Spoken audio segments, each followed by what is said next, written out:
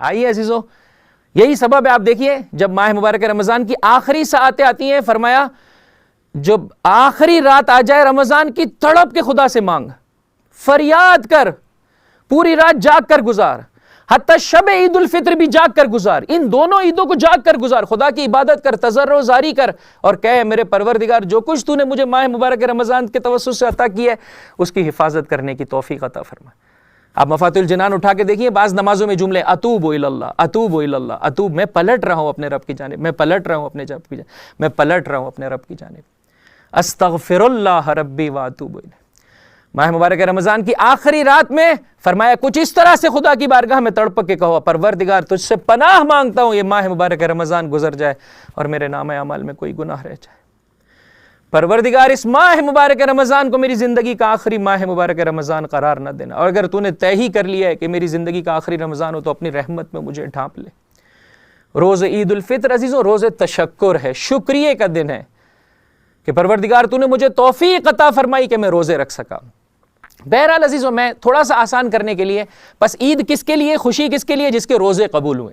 خوب کیسے جانے کہ میرے روزے قبول ہوئے یا نہیں ہوئے؟ ہمارے یہ ٹوٹے پوٹے اعمال، یہ عبادتیں قبول ہوئی یا نہیں ہوئی؟ اس کی کچھ علامتیں عزیز جو آپ کی خدمت میں پیش کرنا چاہتا ہوں۔ ایک بلند آواز سے درود پڑھ دیں محمد اور ان کی آل پر، اللہم صلی علی محمد وآل محمد وعجل فرجہم۔ 5 عزیزوں نشانی آپ کی خدمت میں لے کر آیا ہوں قرآن کی آیات اور روایات کی روشنی میں۔ ایک، کیسے پتہ چلے میرے روزوں کو قبول کر لیا گیا ہے، میرے روزے ایکسیپٹ کر لیے گئے، چونکہ عید اسی کے لیے، باقی سارے لوگوں کے لیے بہرحال خسارہ ہے، ان کو فریاد بلند کرنی چاہیے۔ معصوم فرماتے ہیں جو ماہ مبارک رمضان میں نہ بخشا جائے وہ پورے سال نہیں بخشا جائے گا۔ اتنی اللہ کی عظیم رحمت کے زیر سایہ جو اپنے آپ کو پاک نہ کر سکے مگر یہ کہ وہ اپنے آپ کو سرزمین عرفات پہنچائے، مگر یہ کہ وہ اپنے آپ کو سرزمین کربلا پہنچائے۔ توجہ چاہتا ہوں عزیزوں، لہٰذا آسان نہیں ہے۔ خوب میں کیسے جانوں میرے روزے قبول ہو گئے؟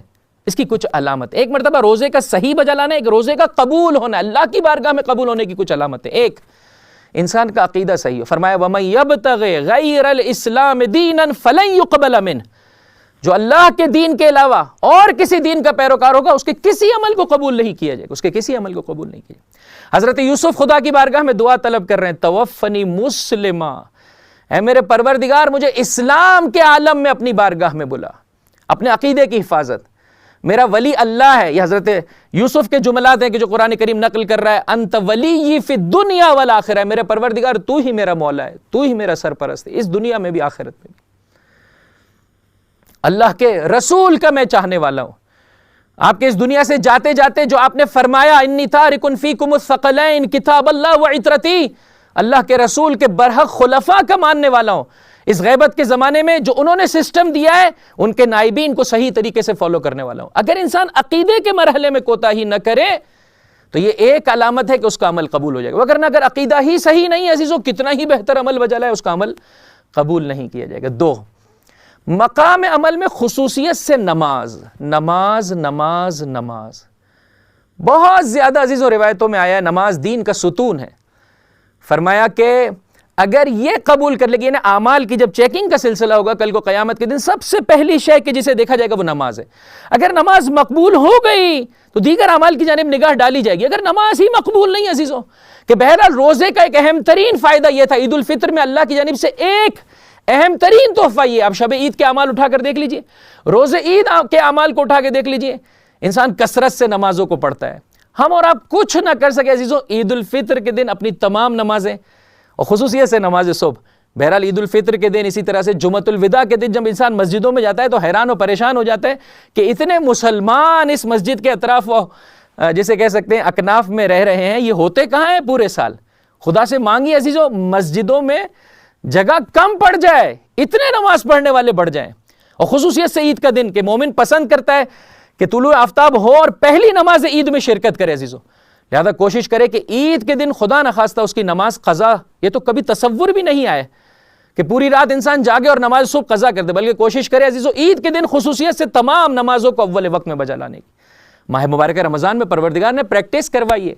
بس قبولیت روزہ کی چند علامتیں، ایک انسان کے عقیدے کا صحیح ہونا، 2 نماز کے سلسلے میں انسان کا محتاط ہونا، نماز کو اہمیت دینا، نماز کو ویلیو دینا، توجہ کے ساتھ نماز کو پڑھنا، تیسری اہم ترین شے عزیزو رزق حلال، رزق حلال۔ اگر کسی کی زندگی میں خدا نہ خواستہ حرام آ جائے، اس کی عبادتیں اس کے منہ پر دے ماری جاتی ہیں۔ فرمایا جو نماز پڑھے لیکن زکوٰۃ نہ دے، اس کی نماز قبول نہیں ہے۔ حرام سے، حرام کی کمائی سے حج بیت اللہ پر جائے اور پروردگار متعال کی بارگاہ میں کہے لبیک اللہم لبیک، خدا کی بارگاہ سے جواب آتا ہے لا لبیک ولا سعدیک۔ آج بھی ایسے ہی عزیزوں، اپنے مزاج سے زندگی بسر کرنے والے بہت سارے مل جاتے ہیں۔ یہ روزہ انسان کو سکھاتا ہے خدا کے مشیت کے مطابق میں نے اور آپ نے زندگی بسر کرنی۔ دیگوں پر دیگے بانٹنے کے لیے تیار ہے افطار کی، لیکن خمس و زکوٰۃ، اپنے مومن بھائی کا حق، کسی کا حق اگر چھین لیا، اپنے رشتہ دار کا حق ادا کرنے کو تیار نہیں۔ یہ کیا طریقہ کار ہے؟ اپنے مزاج کے مطابق زندگی نہ بسر کیجیے۔ فرمایا اگر روزے کو مقبول دیکھنا چاہتے ہو، اس کی ایک علامت یہ ہے کہ یہ جو شب عید آتی ہے تم پر زکوٰۃ فطرہ واجب ہوتا ہے۔ کس کی تفصیلات آپ فقہ کی کتابوں میں جا کے دیکھ سکتے ہیں۔ قبل از اس کے نماز عید انسان پڑھے، زکوٰۃ فطرہ کو ادا کر دے، فقیر تک اس کے حق کو پہنچا دے۔ کہ ماہ مبارک رمضان کا ایک گفٹ یہی ہے کہ انسان اس بھوک کے توسط سے غریب کی بھوک اور پیاس کو یاد کرے اور اس ذریعے سے اپنی آخرت کی بھوک اور پیاس کا اہتمام کرے۔ خدا متعال آپ کی توفیقات میں اضافہ فرمائے۔ انشاءاللہ آپ میرے ساتھ ہوں گے۔ میں مختصر کرتا ہوں اور اپنی بات کو ختم کرنا چاہتا ہوں۔ ایک بلند آواز سے درود پڑھ دیں محمد اور ان کی آل پر، اللہم صلی علی محمد و آل محمد وعجل فرجہم۔ چوتھی اور اہم ترین علامت کہ میں یہ جان لوں کہ میرا روزہ قبول ہو گیا، خدا کی بارگاہ میں مقبول ہو گیا، ایکسیپٹ کر لیا گیا روزے کو، یہ ہے کہ کسی دوسرے کا حق میری گردن پر نہ ہونے پائے۔ توجہ چاہتا ہوں عزیز، اس روایت پر غور کیجئے گا۔ آقا ختمی مرتبہ احمد مجتبیٰ محمد مصطفیٰ صلی اللہ علیہ وآلہ وسلم ارشاد فرماتے ہیں اگر کسی کی زوجہ اسے اذیت پہنچائے تو خداوند متعال اس کی نہ کوئی نماز اور نہ کوئی دوسرا نیک عمل، کسی عمل کو قبول نہیں فرماتا ہے، کسی عمل کو قبول نہیں فرماتا ہے۔ ان جملات پہ غور کیجئے گا۔ وَإِن صَامَتِ الدَّهْرَ، چاہے ہر روز وہ روزے کے ساتھ ہی کیوں نہ ہو، ہر رات ہی اللہ کی عبادت میں کیوں نہ بسر کر لے، کتنی گردنوں کو خدا کی راہ میں، کتنے غلاموں کو آزاد کرنے کا اس نے جو ہے وہ وظیفہ بجا لایا ہو، اور کتنا ہی مال خدا کی راہ میں اس نے خرچ کر دیا، اس کے باوجود بھی اگر اپنے شوہر کو اذیت پہنچا رہی ہے، اس کے حق کی ادائیگی میں کوتاہی کر رہی ہے، فرمایا اس کے کوئی عمل مقبول نہیں ہے، خدا کی بارگاہ میں قبول نہیں ہے، یہاں تک کہ شوہر سے معافی طلب کر لے۔ برعکس بھی عزیزو ایسے ہی ہمارے ہاں ذرا سا ایک طرف کے حقوق کو بیان کیا جاتا ہے، دوسرے طرف والے فریاد بلند کر لیتے ہیں۔ ہمارا ہم و غم یہ کہ سامنے والا اپنی ذمہ داری بجا لائے، مجھے میرا حق مل جائے۔ عزیزو ماہ مبارک رمضان اور عید الفطر کا ایک اہم ترین تحفہ اور عیدی یہ ہے کہ انسان اپنے وظیفے کو اچھے طریقے سے ادا کر لے، دوسری جانب نگاہ نہ کرے کہ وہ اپنے وظیفے کو بجا لا رہا ہے نہیں بجا لا رہا ہے۔ اور یاد رکھیے گا عزیزو، اگر تمام افراد اپنے وظیفے کو اچھے طریقے سے بجا لائیں، خود بخود ہمیں اپنا حق نصیب ہو جائے گا۔ میاں اور بیوی ایک دوسرے کے ساتھ ناچاکی ہے، روز عید الفطر اگر چاہتے ہیں خدا کی رحمتوں سے برکتوں سے بہرہ مند ہونا، واقعی عیدی نصیب ہو سکے کہ اس سے خدا کے قرب کے مراحل طے کر سکے، عزیزو ایک دوسرے کو معاف کر دیجیے۔ وہ گھر جسے پروردگار نے جائے سکون قرار دیا، اسے واقعاً دوبارہ سے مسکن بنا لیجیے۔ اس سے بڑھ کر خدا کی بارگاہ سے عیدی کیا ہوگی کہ جس سے میں اور آپ لطف اندوز ہو۔ جب میاں اور بیوی لڑتے ہیں، آپ مجھے بتائیے بچوں کی تربیت میں کتنے برے اثرات نمودار ہوتے ہیں۔ آج آپ دیکھ سکتے ہیں اپنے معاشرے میں کس قسم کے واقعات ہیں، کبھی انسان سوچ بھی نہیں سکتا تھا کہ جو آج 10 سال کا بچہ، 12 سال کی بچی جو ہے وہ کرتی ہوئی نظر آ رہی ہے۔ اہم ترین خرابی یہاں پر عزیزو ماں باپ کہ صحیح طرح سے اپنے وظیفے کی ادائیگی کو نہیں بجا لانا ہے۔ اگر اس سلسلے میں اور آپ غور و فکر کریں گے عزیزو، کیا کچھ عیدیاں ہیں کہ جو اس عید الفطر میں پروردگار مجھے اور آپ کو عطا کرنا چاہتا ہے۔ والدین کو اٹھا کر دیکھ لیجئے عزیزو، اولاد، اس روایت پر غور کیجئے، اسے اپنے پاس لکھ لیجئے۔ فرمایا اگر کوئی شخص اپنے والدین کی جانب غضب سے دیکھے، غصے سے دیکھے، وَهُمَا ظَالِمَانِ لَهُ، جبکہ عالم یہ ہے کہ غلطی بھی ماں باپ ہی کی تھی، خوب غلطی ماں باپ کی تھی لیکن ان کا درجہ مقام مرتبہ بہت بلند ہے، اگر اس نے غصے سے دیکھا، فرمایا پروردگار اس کی نماز قبول نہیں کرے گا۔ جب نماز قبول نہیں ہے، دیگر کوئی عمل بھی قبول نہیں ہے۔ رشتہ داروں کے ساتھ اچھا سلوک، توجہ میرے ساتھ ہے عزیزو، حق الناس، میاں بیوی ایک دوسرے کے وظائف کی ادائیگی میں کوتاہی نہ کریں، اولاد ماں باپ کی نسبت سے، ماں باپ اولاد کی نسبت سے کوتاہی نہ کریں، آق کے والدین یا آق کے اولاد قرار نہ پائیں، رشتہ دار ان کے ساتھ اچھا سلوک کرنا عزیزو۔ عید کا دن منانا چاہتے ہیں، عید سے لطف اندوز ہونا چاہتے ہیں، پروردگار متعال کی رحمت کو اپنے وجود میں احساس کرنا چاہتے ہیں عزیزو، جس رشتہ دار نے منہ موڑا ہے آپ اس کی جانب رخ کیجیے، وہ اس کا بیہیویئر ہے، آپ کو اللہ یہ سکھاتا ہے آپ رخ کیجیے، بہرحال آپ جتنا ہو سکے آپ کی جیسے کہہ سکتے ہیں عزت احترام کو ملحوظ خاطر رکھتے ہوئے آپ اس کے لیے دعا کیجئے. ڈائریکٹلی وہ آپ سے ہدیہ نہیں لینا چاہتا, انڈائریکٹلی اس تک ہدیہ پہنچا. ائمہ کی زندگی میں نظر آتا ہے عزیزوں, وقت آخر ہے صادق آل محمد امام جعفر صادق علیہ السلام کا, فرمایا میرے فلاں رشتہ دار کو اتنے پیسے جو ہے وہ دے دیے جائیں. ایک مرتبہ کنیز تڑپ گئی, اس نے آپ کے قاتل کے در پہ تھا, آپ کا قتل کرنا چاہتا تھا. فرمایا تم نے قرآن کی آیت نہیں پڑھی, والذین یصلون ما امر اللہ بہ ان یوصل. ہمارا کام ہے اپنا وظیفہ بجا لانا. وہ کوتاہی کرے گا اس دنیا میں بھی مار کھائے گا, آخرت میں بھی اس کے لیے عذاب, لیکن ہم اپنے وظیفے کی ادائیگی میں اس ذریعے سے ہدایت کا پیغام پہنچانے میں کیوں کوتاہی کریں.